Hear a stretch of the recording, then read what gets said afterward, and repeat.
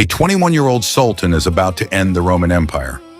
Not the western half, most people learn, fell in 476, but the Eastern Roman state whose people still called themselves Romans. In a matter of weeks, more than 11 centuries of Roman imperial history centered on Constantinople will come to an end. His name is Mehmed II, and what he is preparing to accomplish will redefine the limits of siege warfare forever. It is April 1453. Behind walls that have repelled almost every army sent against them, fewer than 8,000 exhausted defenders stand between the last Roman emperor and the destruction of his empire. They do not call themselves Byzantines. That name will be popularized by historians long after they are gone. They call themselves Romaioi, Romans. Their emperor Constantine XI, Palaiologos, represents a political tradition stretching back through the emperors of Constantinople to Augustus and ancient Rome. Outside the city waits an Ottoman war machine of perhaps 60 to 80,000 fighting men, supported by a large fleet and thousands of laborers, engineers, and support personnel. The defenders face odds approaching 10 to 1 while guarding almost 12 miles of land and sea walls. Constantinople had been captured by the Fourth Crusade in 1204, but the city's greatest protection, the Theodosian land walls, had remained extraordinarily difficult to overcome by direct assault. Nearly 4 miles of layered defenses protected the city's western approach. Attackers first faced a deep moat, then an outer wall, and finally an enormous inner wall rising more than 40 feet, reinforced by 96 towers. Mehmed understood that manpower alone might not break them. He looked to the future of warfare: gunpowder. A Hungarian cannon founder named Orban had reportedly offered his services to Constantine first, but the impoverished emperor could not afford his price or provide the materials he required. Orban then entered Mehmed's service. With Ottoman money and resources behind him, he helped construct one of the largest bronze bombards of the age. Contemporary descriptions claimed it required 60 oxen and hundreds of men merely to transport it. It could hurl enormous stone balls against fortifications that had survived for centuries. But the weapon was slow, difficult to reload, and prone to overheating. It was not one magical cannon that destroyed the walls. Mehmed deployed an entire artillery battery that bombarded them repeatedly for weeks. Every night, civilians, monks, and soldiers rushed into the breaches, stacking earth, timber, and rubble to absorb the next day's cannon fire, destroy the wall by daylight, rebuild it in darkness, then begin again. Constantinople's northern harbor, the Golden Horn, was protected by a massive chain stretched across its entrance. On April 20th, 4 Christian supply ships fought their way through a much larger Ottoman fleet and reached safety behind the chain. Mehmed watched from the shoreline as his ships failed to stop them.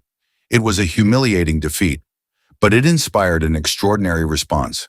If Mehmed could not break through the chain, he would go around it. His engineers constructed an overland track of greased timbers behind the Genoese settlement of Galata. During the night, thousands of men hauled dozens of smaller Ottoman vessels, commonly reported as around 70, over the hills and lowered them into the Golden Horn behind the harbor defenses.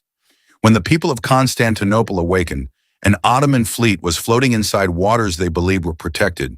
The chain had not been broken. It had simply been bypassed. Another war was unfolding beneath the city.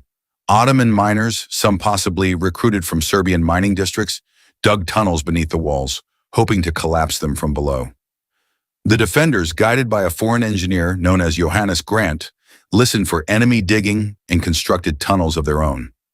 In suffocating darkness, the two sides broke into each other's shafts and fought with picks, axes, smoke, and fire. Several Ottoman tunnels were flooded or destroyed before they could reach the walls, but by late May the defenders were exhausted. Food and ammunition were dwindling, and the Western reinforcements they desperately needed had not arrived. Mehmed offered Constantine a way out: surrender Constantinople, and the emperor could leave alive and rule elsewhere. Constantine refused. According to historical accounts, he declared that surrendering the city was not his decision alone. Its defenders had chosen to die together, rather than abandon what their ancestors had protected. Constantine could still have attempted to escape by ship. Instead, he remained with his soldiers. On the night of May 28th, many Eastern Orthodox and Roman Catholic Christians stood together inside Hagia Sophia for one final solemn service. When it ended, the defenders returned to the walls. Shortly after midnight on May 29th, the final assault began. Cannons thundered. Drums and trumpets echoed through the darkness as successive waves of Ottoman troops attacked the shattered defenses. Irregular fighters struck first, followed by better-equipped Anatolian troops. Then Mehmed committed his elite janissaries. The defenders fought for hours, but their numbers were collapsing. Giovanni Giustiniani, the Genoese commander responsible for the most critical section of the walls, was seriously wounded and carried away. He would later die from his injuries. When his men saw him leaving, their confidence shattered. Ottoman troops seized the outer defenses and forced their way through the battered central section of the walls. According to later accounts, Constantine discarded the insignia identifying him as emperor, drew his sword, and plunged into the fighting beside his remaining soldiers. He was never seen alive again. No completely reliable witness recorded his final moments, and his body was never identified with certainty. The last Roman emperor simply disappeared into the chaos of the city he had refused to abandon. By morning, the Eastern Roman Empire was gone. The conquest was catastrophic for Constantinople's inhabitants. Soldiers looted homes and churches, and thousands of survivors were taken captive. Mehmed soon moved to stop the destruction because he wanted Constantinople to become his capital, not remain an empty graveyard. Hagia Sophia was converted into a mosque, and Mehmed soon claimed the title Kaiser-i-Rum, Caesar of Rome. He began rebuilding and repopulating Constantinople with Muslims, Christians, and Jews, transforming the fallen Roman capital into the center of an Ottoman Empire that would shape 3 continents for centuries. 53 days of cannon fire, underground warfare, and ships dragged across dry land had ended more than 11 centuries of Roman imperial history in Constantinople. The ancient walls had finally fallen, and the age of gunpowder had announced its arrival.